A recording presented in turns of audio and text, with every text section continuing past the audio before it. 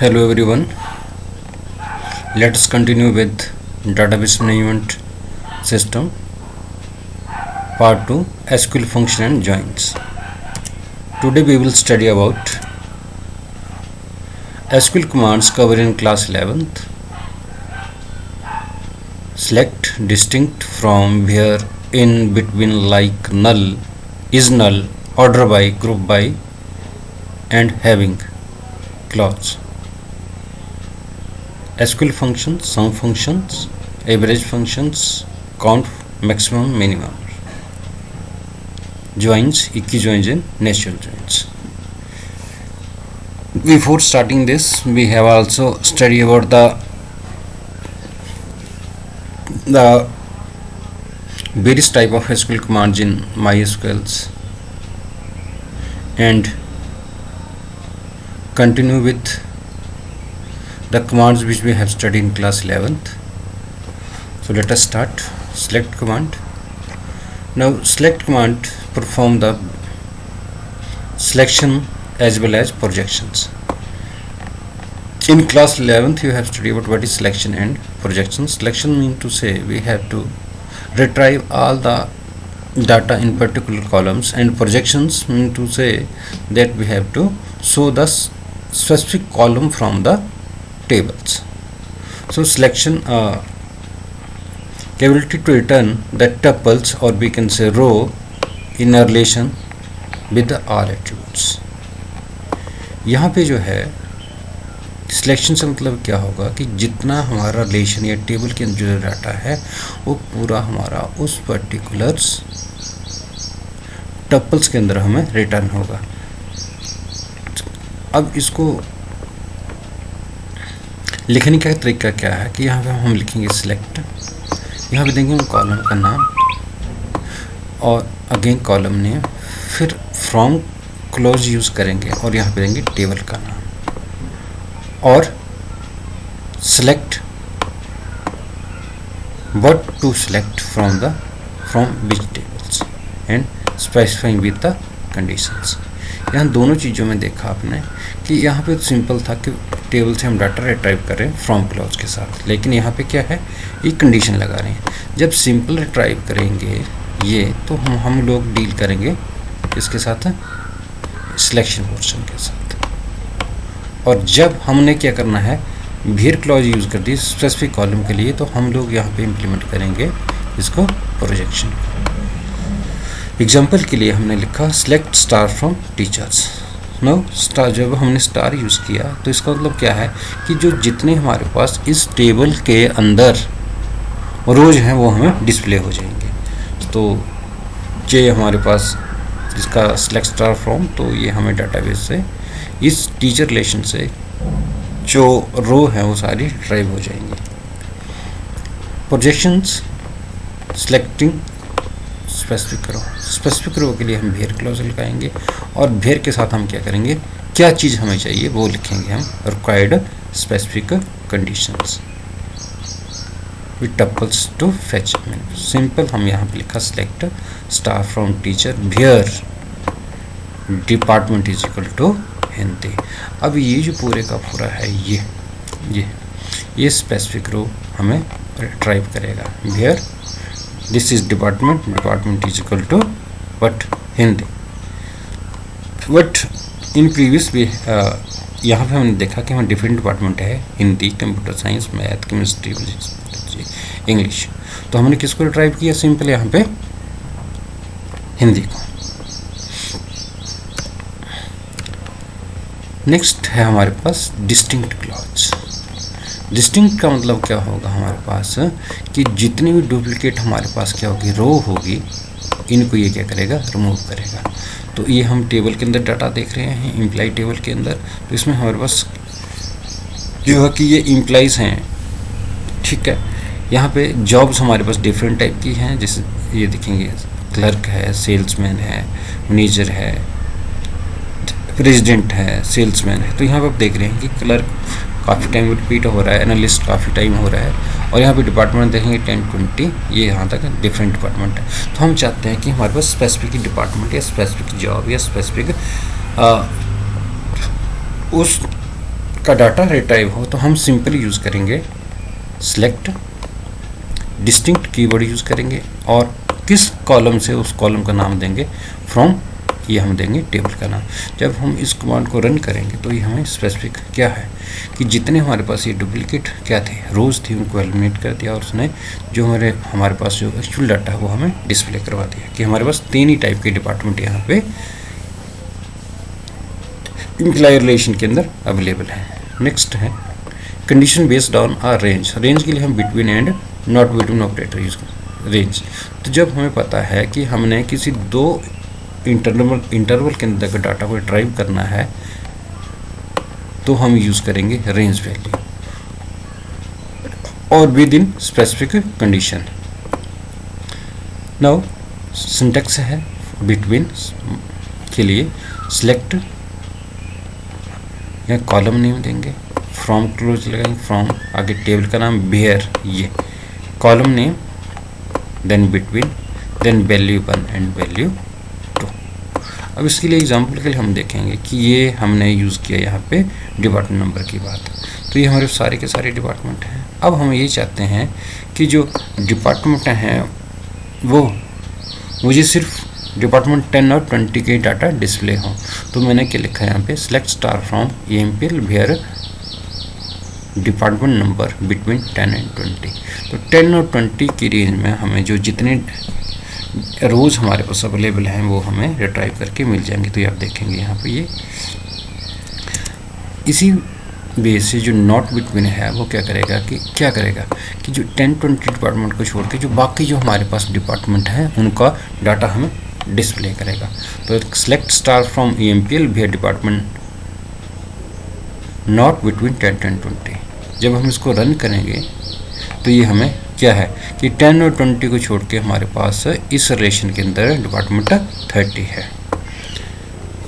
तो इसी ढंग से हम जॉब को देख सकते हैं, ठीक है, या जो जो भी कॉलम स्पेसिफिक कॉलम का जो आप रेंज डिफाइन करेंगे उस रेंज के अकॉर्डिंग हमें डाटा ये रिट्राइव करके दे देगा नॉट बिटवीन। देन है condition based on in operators, specify list of value in operator used, कि हमें लिस्ट ऑफ वैल्यू, एक से ज़्यादा वैल्यू को हमें क्या करना है उस पर्टिकुलर रिलेशन के अंदर चेक करना है, तो हम इन ऑपरेटर यूज़ करेंगे। तो सिंटैक्स के लिए क्या है select column name from table where condition और उसके बाद लगाएंगे इन और इन के साथ हम डालेंगे वैल्यू।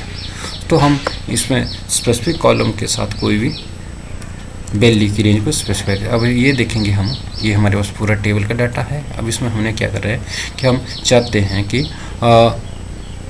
हमें उन एम्प्लॉइज़ की जॉब बताए जो कि क्या है क्लर्क और सेल्समैन हो।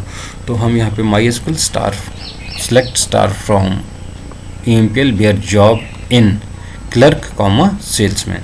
तो select star from EMPL where job in clerk, तो ये हमें क्या बताएगा, सिर्फ इसमें क्या करेगा क्लर्क और सेल्समैन की ही क्या है जॉब को इसमें स्पेसिफाई। अगर इसके अलावा हम चाहते हैं कि हमें कोई और जॉब हमें चाहिए, ठीक है, कि हमें इसके अलावा है, तो हम उसके लिए हम लिख सकते हैं नॉट इन।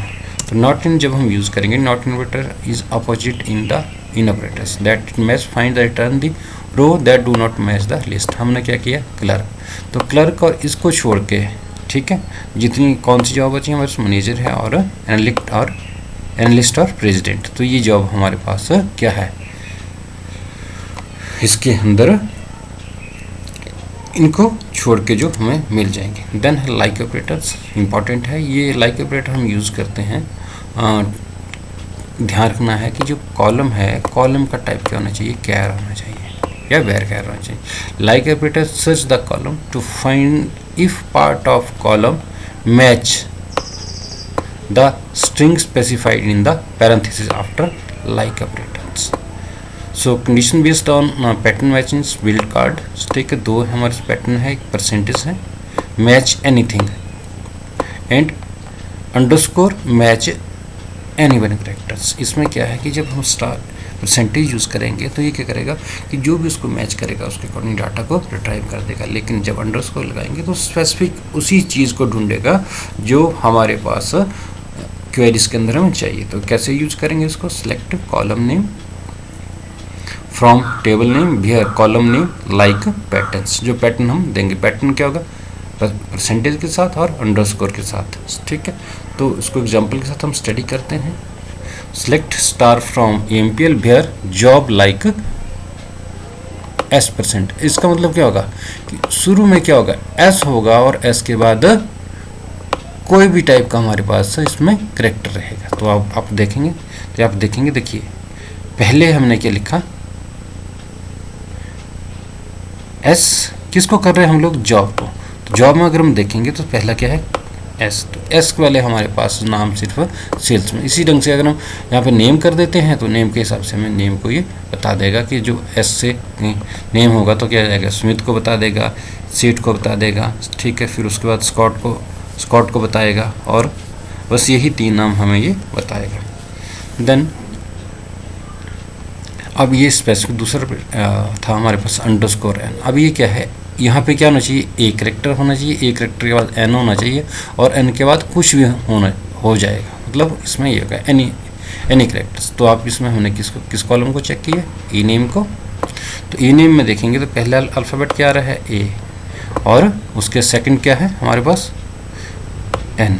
क्योंकि अगर आप इसको एग्जाम्पल को देखेंगे तो यहाँ पे जो नाम है, नाम हमारे पास एक ए से स्टार्ट है, मतलब सेकंड करेक्टर के लिए हमारे पास यहाँ पे n एक है, और इसके अलावा कहाँ पे n, एक n हमारे पास ये है, 2 ही हमारे पास सेकंड करेक्टर में, सेकंड प्लेस के ऊपर n है। तो इसको हम और ढंग से भी इसको यूज़ कर सकते हैं। और इसके बाद क्या है, s के बाद हमारे पास n के बाद हमारे पास कुछ भी होगा, ठीक है। तो यहाँ पे n था और यहाँ पे अनूप आ गया। नेक्स्ट है सॉर्टिंग इन एसक्यूएल। सॉर्टिंग के लिए हम यूज़ करते हैं order by clause. So order के लिए use to sort data in ascending order और descending order based on one or more columns. So order by clause is used to result set off in the one or more fields, ठीक है। तो जो ये clause जो है record को ascending order और डिसेंडिंग ऑर्डर में हमें क्या करेगी, सॉर्ट करके दिखाएगी, ठीक है। तो sorting using order by clause can be done in the multiple column separated by column. तो अलग अलग से कॉलम को हम क्या करेंगे, कॉमा के साथ सेपरेट करेंगे, और असेंडिंग और डिसेंडिंग ऑर्डर में हम इसको व्यू कर सकते हैं।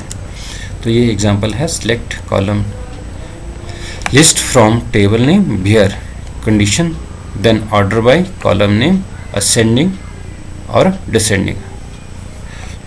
और यहाँ पे हमारे पास जो वेयर क्लॉज है वो ऑप्शनल, हम इसको यूज़ करें या नहीं करें। तो इससे एग्जांपल के देखेंगे, select star from email order by E name. तो ये हमने क्या किया कि ऑर्डर बाय ई नेम। अब यहाँ पे देखेंगे तो ये जो नेम है वो हमारे पास किसमें, असेंडिंग ऑर्डर में आ रहे हैं, ठीक है। तो बाय डिफ़ॉल्ट जो है ये ऑर्डर बाय क्लॉज डाटा को असेंडिंग ऑर्डर में डिस्प्ले करती है। अगर हमने डिसेंडिंग में करना है तो हम क्या करेंगे, यहाँ पे E name order by E name यहाँ पे लिख लेंगे डिसेंड। तो आप देखेंगे तो ये क्या करेगा, ये हमें डिसेंडिंग ऑर्डर में डाटा को डिस्प्ले करवा रहा है। Then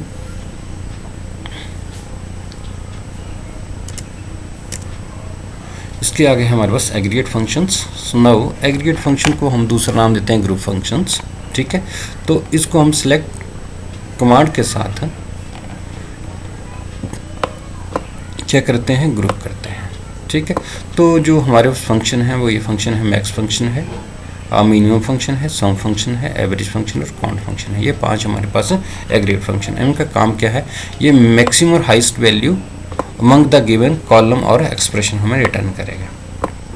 then minimum function return the minimum और lowest value among the value in a given column और expression. Then sum return the sum of value under the specific column और expressions.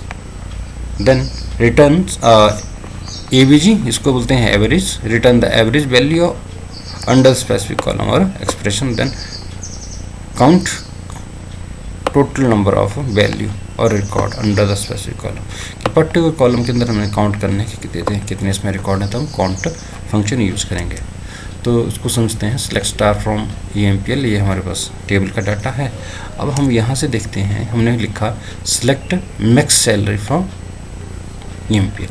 तो ये हमारे पास सैलरी वाला कॉलम है। अब यहाँ पे क्या करेगा, ये मैक्सिमम फंक्शन यहाँ से मैक्सिमम सैलरी को क्या करेगा, सर्च करेगा और हमें रिटर्न करेगा। तो मैक्सिमम सैलरी कितनी है हमारे 5000 और मिनिमम सैलरी हम देखेंगे तो मिनिमम सैलरी हमें रिटर्न करेगा 800। तो इसमें क्या करेगा, ये ग्रुप फंक्शन ऑटोमेटिकली अपने आप ही उसका फंक्शन के अकॉर्डिंग डाटा को एनालाइज करेगा और हमें रिटर्न करेगा। देन है सम फंक्शंस।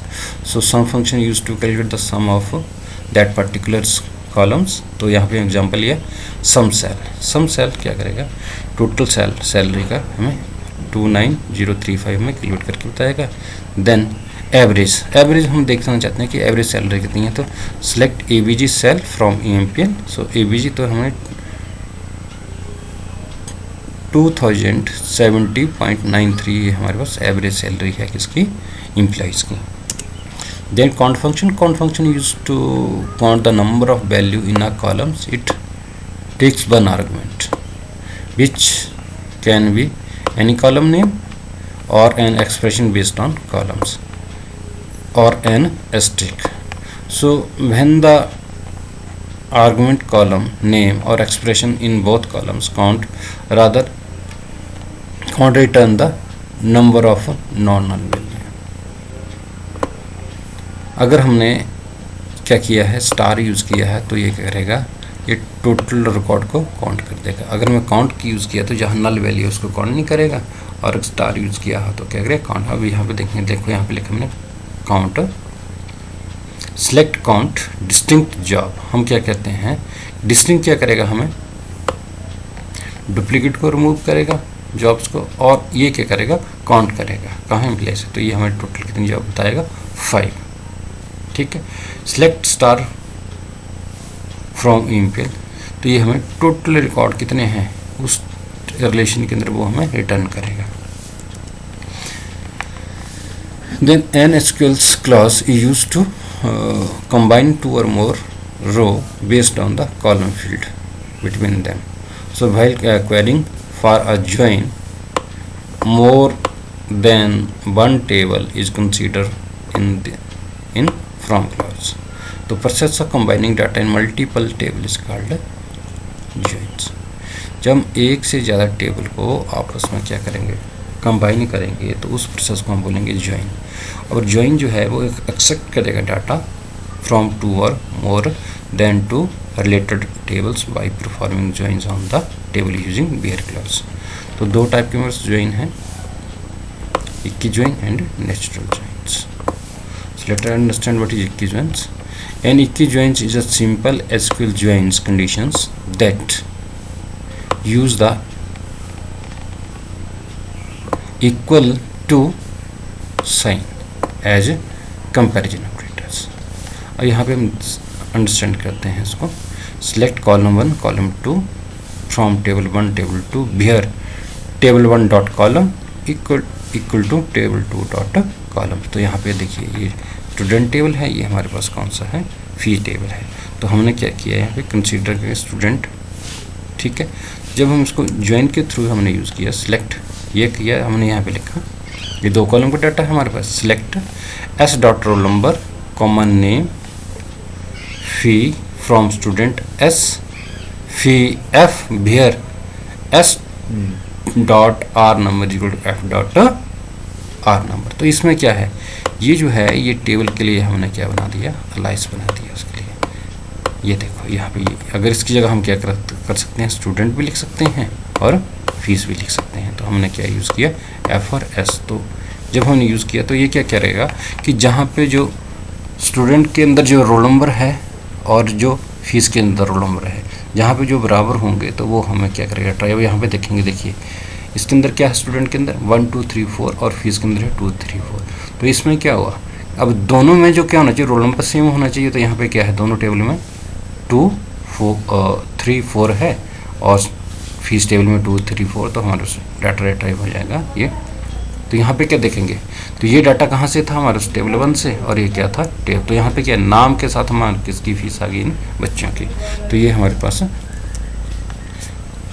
ज्वाइंस, इक्की joins. The natural joins is a type of joins which occurs implicitly by the comparison all the same name columns in both tables। यहाँ पे क्या करेगा, सेम नेम बोथ टेबल्स को क्या करेगा, compare करेगा. The join result has one only one columns for each pair equally named columns. Now let us understand. Select star from student natural join fees. तो पहले क्या किया, स्पेसिफिक किया. अब इसने क्या किया हमें कि उन जो दोनों कॉलम के अंदर था डाटा वो हमें रिट्राइव कर दिया. In natural joins we can see that the column from both table will use in the join and we might not get the desired result what you are expecting. So this is all about SQL function and joins. With this our MySQL function and join finished. So I hope you will able to understand how we can execute these queries. With in next session we will implement all the things practically through live demonstrations. Thank you. Have a good day.